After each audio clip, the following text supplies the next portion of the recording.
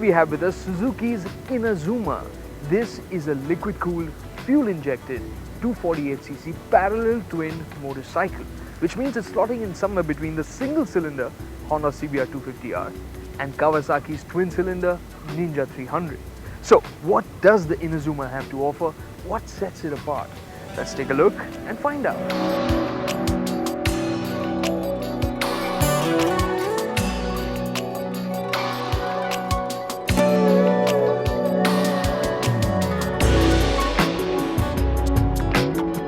First and foremost, there's the styling. This isn't a dainty, fared sports bike. This is a naked, muscular motorcycle for the street.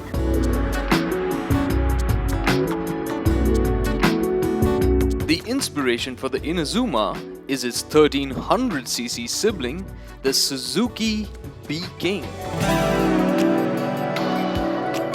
But the styling when applied on the smaller Inazuma seems a bit out of proportion. The front mudguard looks too big and heavy, as do the tank scoops. And the tail section? It would have looked suitable on a superbike 10 years ago. And then to add even more mass, there are two exhausts. Size has been added even to the mirrors, which may look square and boring, but they are big and easy to use. The instrument cluster is part analog and part digital, and it has all the ordinary features you would expect. Build quality though is quite solid and everything feels well put together. So overall the design feels dated and a bit awkward. You can see the alloy rims, just very simple and old school. The design also feels very bulbous, so really not to my taste for sure. But I wouldn't care two hoots about the way it looked if it had the go.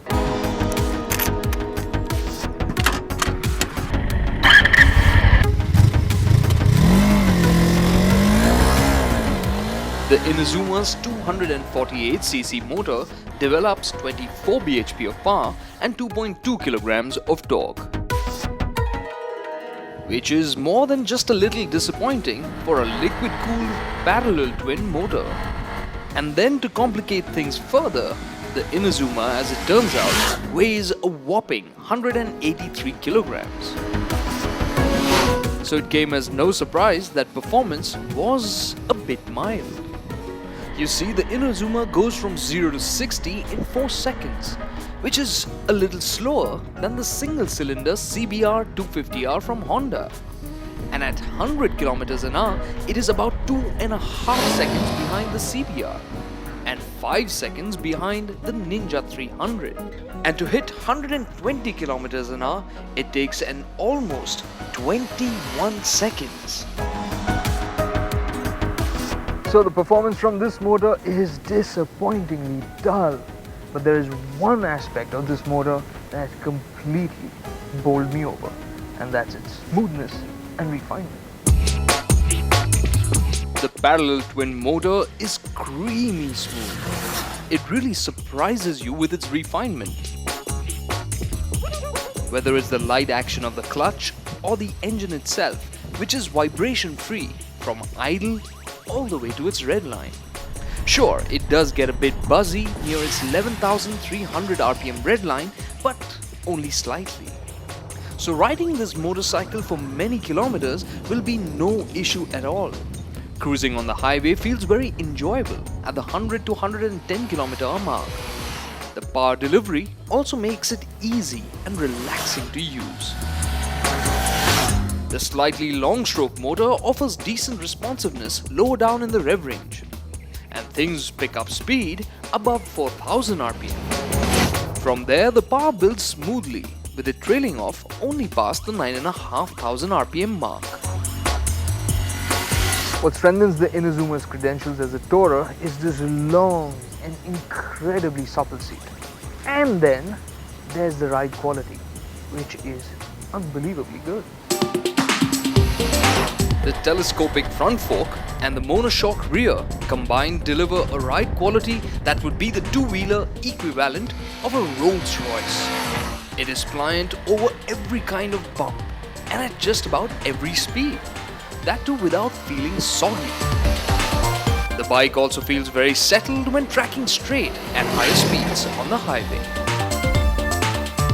So the seating position is upright, foot pegs are quite forward, so very commuter and touring friendly. The only thing I would like different over here would be to have slightly wider handlebars. These feel really quite tucked in. And now let's see how this motorcycle does on a winding road. Well, considering its XL dimensions and all the weight, I wasn't expecting much from the Inazuma on the dynamics front. But it was quite impressive. The semi-double cradle chassis was rock solid, the steering was smooth, and the Inazuma swept coolly through corners. And while the grip from the IRC rubber was decent, for really pushing hard, you could do with stickier rubber. Overall, the Inazuma is an easy to ride motorcycle even for a newbie rider. However, its lack of horsepower keeps it from getting exciting for the enthusiast. So the Inazuma's smoothness, refinement and ride quality are truly stellar. But is that enough to make up for its lack of performance? In my books, not quite. But even if it did, what really would set it on its back foot would be its price tag.